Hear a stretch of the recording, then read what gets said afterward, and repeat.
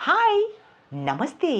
ఈరోజు మీకోసం 2014లో స్త్రీ విముక్తి సంఘటన వారు ప్రచురించిన కష్టజీవి మహిళల జీవన సంఘర్షణ అనే పుస్తకం నుండి చేనేత రంగంలో శ్రమదోపిడికి గురి అవుతున్న మహిళల యొక్క స్థితిగతులను, వారి జీవన విధానాన్ని సమాజాన్ని ఆలోచింపచేసే విధంగా ప్రభుత్వం తెచ్చే పొదుపు పథకాల వంటి బూటకపు పథకాలను ఎంతో పరిశీలించి నివేదికను తయారు చేసిన పి శాంతకుమారి, టి రేణుక గార్లకు అభినందనలతో ఇంటర్నెట్ అక్కయ్య.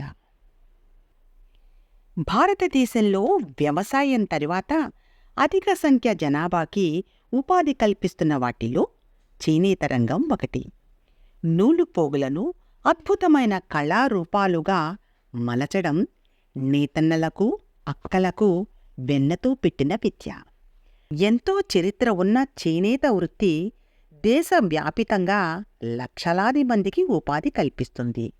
ఈ వృత్తిపై ఆధారపడిన వివిధ ఉపజాతులలో లక్షల మంది జీవనం సాగిస్తున్నారు. ఒక్క ప్రకాశం జిల్లా నుండి రాష్ట్రంలోని 9 జిల్లాలకు నూలు పొడుగులను ఎగుమతి చేయబడుతున్నాయి. ప్రధానంగా చీరాల మండలం ఏవూరిపాలెం నుండి వేటపాలెం మండలం పందిళ్లపల్లె వరకు సుమారు 20,000 చేనేత మగ్గాలు ఉన్నాయి. ఈ రంగంలో వలస కార్మికులు, మహిళా కార్మికులు, బాల కార్మికులు అధిక సంఖ్యలో ఉన్నారు. ఈ వృత్తిలో ప్రధానంగా 70% శ్రమ స్త్రీలదే.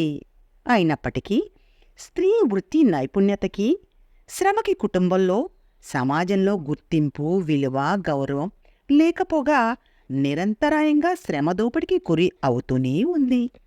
ముడి నూలు వస్త్రంగా తయారు కావడానికి సుమారు 15 ప్రక్రియలు జరగాలి.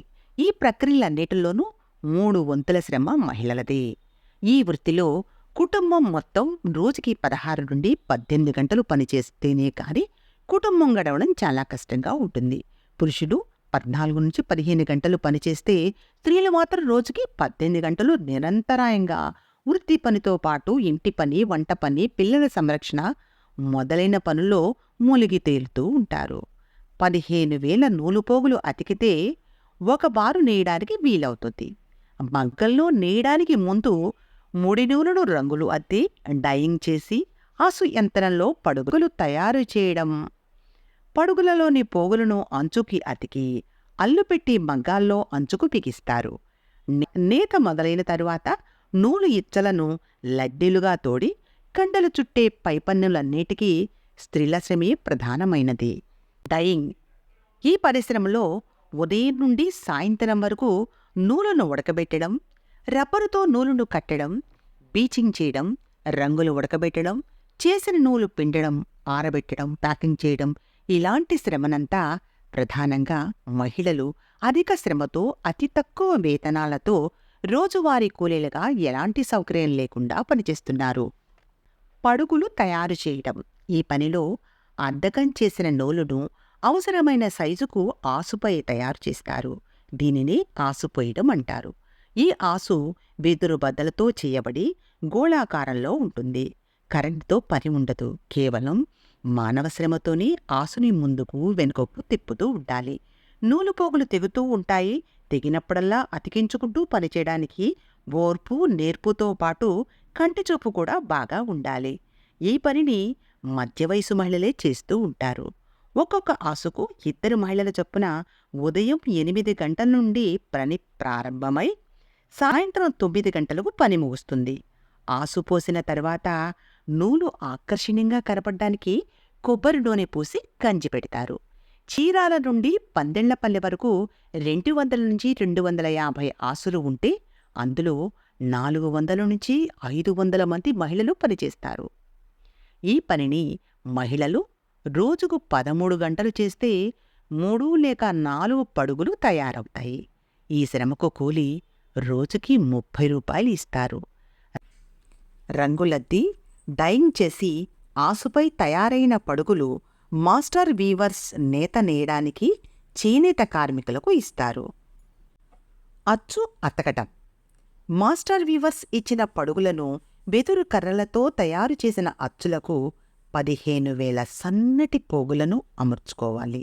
ఇవి వెంట్రుకల కంటే సన్నంగా ఉంటాయి. ఏ పోగు తెగినా నేయడానికి కుదరదు. కాబట్టి ప్రతి పోగును ఏ రంగు పోగుకి ఎదురుగా ఆ రంగు పోగును అంచుకు అతి జాగ్రత్తగా సున్నితంగా అతికించాలి. ఇలా అతికించడానికి సూక్ష్మ దృష్టి అవసరం. ఎంత సూక్ష్మ దృష్టి పెట్టడం వల్ల చిన్న వయసులోనే చూపు పందకిస్తుంది. అల్లు పట్టడం. పోగు పోగు కలిపి అతికిన అచ్చును బయట అల్లు పడతారు.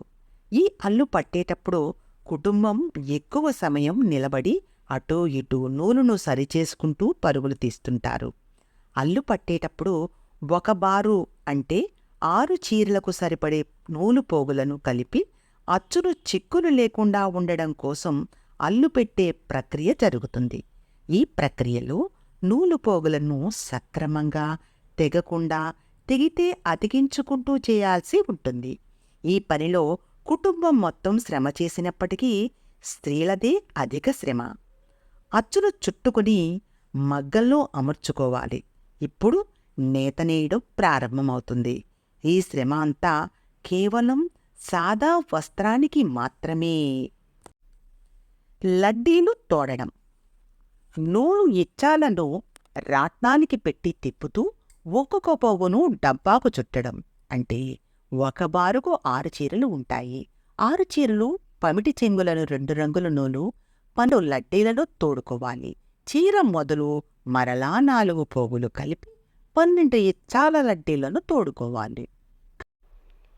కండెలు చుట్టడం. లడ్డీలను తోడిన దానిని మరలా కండెలు చుట్టాలి. ఈ శ్రమనంతా మహిళలు ఇంటి పని, వంట పని, పిల్లల పని, మొత్తం కుటుంబ పనితో పాటుగా చేస్తూ ఉంటారు. మగ్గంలో డిజైన్ అట్టలు. డిజైన్ తయారు చేయడం. ఆ డిజైన్లో ఇంజనీర్లకు సైతం అంతుపట్టని విధంగా డిజైన్ రేకులు అమర్చబడి ఉంటాయి. ఈ రేకులు డిజైన్ ప్రకారము రంధ్రాలు కొట్టే పనిలో మహిళా కార్మికులే ఎక్కువగా ఉంటారు. వస్త్రాలపై లతలు, పువ్వులు, గుడులు, గోపురాలు, దేవతలు వంటి మొదలైన కళాత్మకమైన రూపాలతో పాటు మనిషి బొమ్మలు సైతం మగ్గంలో నేయడానికి వీలవుతుంది. ఉదయం 5 గంటలకు నిద్రలేచి వెంటనే పురుషులు మగ్గంలోకి వెడతారు. స్త్రీలు ఇంటి పని చూసుకుంటూనే లడ్డీలు తోడడం, కండెలు చుట్టడం చేస్తూ ఉంటారు. ఇలా రాత్రి 11 గంటల వరకు నిరంతరాయంగా చేతులు కాళ్ళు ఆడుతూనే జీవం ఉన్న యంత్రాల్లాగా ఏదో ఒక పని చేస్తూనే ఉంటారు. స్త్రీలు గుర్తింపు లేని వంట పని, ఇంటి పని, పిల్లల పెంపకంతో పాటు చేతి పనులకు, నైపుణ్యతకు గుర్తింపు, విలువ ఉండదు. మహిళలు రోజుకు 18 గంటలు నిరంతరంగా శ్రమిస్తూనే ఉంటారు. షెడ్డు కార్మికుల పరిస్థితి మరీ దుర్భరంగా ఉంటుంది. వీళ్ల జీవితాలు సమస్యలకు లోకిళ్ళు. కొందరు పెట్టుబడిదారులు షెడ్లు ఏర్పాటు చేసి వాటిలో మగ్గాలను కూడా ఏర్పాటు చేస్తారు. ఇక్కడ నేత నేయడానికి వలసి వచ్చిన కుటుంబాలు నివాసం ఉంటాయి. వసతులు లేక మగ్గాల గుంటల పక్కనే వంట చేసుకోవడం, తిండి తినడం, పడుకోవడం, వీరికి ఎలాంటి కనీస అవసరాలు ఏర్పాటు చేయరు. తక్కువ కూలితో ఎక్కువ శ్రమ చేయిస్తుంటారు. మల మూత్ర విసర్జనకు ఎలాంటి ఏర్పాట్లు ఉండవు. ఆరు బయటే చీకట్లో స్నానాలు ముగించుకోవాలి. కాబట్టి వీళ్ళు మనుషులు తిరగని సమయంలో మలమూత్రలకు వెళ్ళాలి.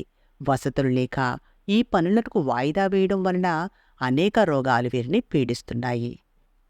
ఆరుబయట దోమల మధ్య దుమ్ము ధూళితో నివాసం కాబట్టి వీళ్ల శరీరాలు రోగాలకు నిలయంగా ఉంటాయి. వీరు నిత్యం లైంగిక వేధింపులకు భరిస్తూనే ఉంటారు.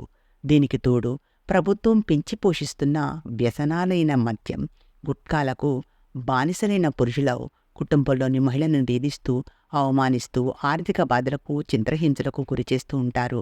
ఇన్ని బాధలు భరిస్తూ నిరంతరం పనిచేస్తూ షిఫ్టు మహిళా కార్మికులు కుటుంబ భారాన్ని మోస్తూ జీవితాన్ని వెళ్లదీస్తున్నారు.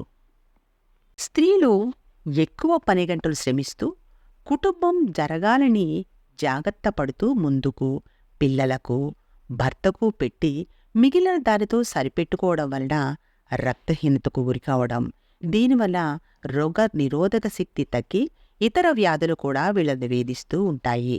వైద్యం కోసం చేసిన అప్పులు, వర్షాలు, వరదలు కారణంగా నష్టపోయినప్పుడు చేసిన అప్పులు, వాటిని ఊహించనంత అధిక వడ్డీలు కట్టలేక మాస్టర్ వీవర్స్లకు బందీలైపోతుంటారు. ఈ పరిస్థితుల్లో మహిళల ఆరోగ్య సమస్య బాగా ముదిరిపోయేదాకా చూపించుకోకపోవడం కనిపిస్తుంది. ఈ విధంగా చేనేత పరిశ్రమ రోగాలకు నిలయంగా కొనారిల్లుతుంది.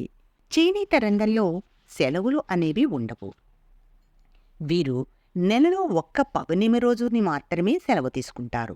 పేరుకు సెలవే, కానీ ఆ రోజు మహిళా కార్మికులు మిగతా రోజుల కన్నా ఎక్కువ పనిచేస్తూ ఉంటారు. ఇంటి పరిశుభ్రత, పిల్లలు, వృద్ధులు అందరికీ బట్టల పని, మరుసటి రోజు మగ్గంలోకి కావలసిన లడ్డీలు, కండెలు చుట్టడం లాంటివి పనిలో విశ్రాంతి లేని సెలవును మహిళా కార్మికులు గడుపుతారు. ఎంతో నైపుణ్యం కలిగిన చేనేత కార్మికులు మహిళా కార్మికుల సంక్షేమం పట్ల ప్రభుత్వం బాధ్యత వహించక, రుణ సౌకర్యము, రాయితీలు కల్పించక, కుటుంబ పరిశ్రమలకు ఇవ్వవలసిన చేయూత ప్రభుత్వం ఇవ్వనందున వలన మగ్గం గుంటల్లో పీరుగుల్లాగా బతుకులీడుస్తున్నారు. మరోవైపు కన్న పిల్లలను చదివించుకోలేక అన్ని వృత్తులలో లాగే ఈ వృత్తిలోనూ వారికి బ్రతుకుదెరువు గ్యారంటీ ఇవ్వలేక పిల్లలు తమలాగా మగ్గగుంటలో మగ్గిపోకుండా మగపిల్లలను ఇతర పనుల్లోకి, ఆడపిల్లలను చిన్న చిన్న ఉద్యోగాలు చేసుకునేవారికి ఇచ్చి వివాహాలు చేయడానికి మొగ్గు చూపుతున్నారు. పివి నరసింహారావు గారు కాంగ్రెస్ ప్రభుత్వం 1991 సంవత్సరంలో ప్రవేశపెట్టిన నూతన ఆర్థిక విధానాల ఫలితంగా రోజురోజుకు పెరుగుతున్న ధరలు, తరుగుతున్న సబ్సిడీలు, నూతన జౌళీ విధానం వలన చేనేత రంగం పరిస్థితి మరీ అధ్వానంగా తయారైంది. 1991 సంవత్సరంలోని ఆంధ్రప్రదేశ్లో 79 మంది చేనేత కార్మికులు ఆకలితో చనిపోవడం ప్రజలను దిగ్భ్రాంతికి పరిచింది. ఆనాటి నుంచి ఈనాటి వరకు ఆత్మహత్యలు ఆగలేదు, ఆకలి చావులు ఆగలేదు. కాకపోతే వెలుగు చూడడం లేదంటే ఆ కుటుంబంలోని స్త్రీలు ఉపాధి కోల్పోవడమే కాక భర్తలు ఆకలితో ఆత్మహత్యలు చేసుకుంటే ఆ సంసార భారాన్నంతా మోయవలసిన దయనీయ స్థితిలో ఉన్నారు. కానీ ప్రభుత్వం వీరిని మాత్రం పట్టించుకోక వారి మానాన్న వారిని వదిలివేయడం ఈ వృత్తి పట్ల ప్రభుత్వ చిత్తశుద్ధిని తెలియచేస్తున్నది. వందల ఎకరాల స్థలాలు బడా పరిశ్రమలకిచ్చి, కరెంటు, నీళ్లు, లాభాలకు గ్యారంటీ ఇచ్చి సర్కారు చేనేత మగ్గం బతుకుల్లో కుమిలిపోయే వారి కరెంటు ఛార్జీలు పెంచి వీధి కుళాయిలు తీసేసి నీటి కనెక్షన్ ఛార్జీలు వసూలు చేస్తూ ఉంది. బ్రతుకు అంతా చెమట చిందిస్తూ చాలే చాలనే వేతనాలతో కుటుంబ భారాన్ని మోయలేక మగ్గం గుంటలో సమిధలవుతున్న మహిళా కార్మికులు సంఘటితంగా తమ హక్కుల సాధనకై శ్రమదోపిడీ, గృహహింస, లైంగిక దోపిడీ, పితృస్వామిక అణిచివేతలకు వ్యతిరేకంగా పోరాడాలి. మహిళా కార్మికులను చైతన్యపరిచి, వారిని సంఘటితపరిచి వివిధ రంగాలలో శ్రమదోపిడికి గురి అవుతున్న కార్మికులతో కలిసి పోరాటం ద్వారానే లక్షలాది మందికి ఉపాధినిస్తున్న సాధారణ చేనేత పరిశ్రమ పరిరక్షణ, జీవనోపాధి మెరుగుదల సాధ్యమవుతుంది.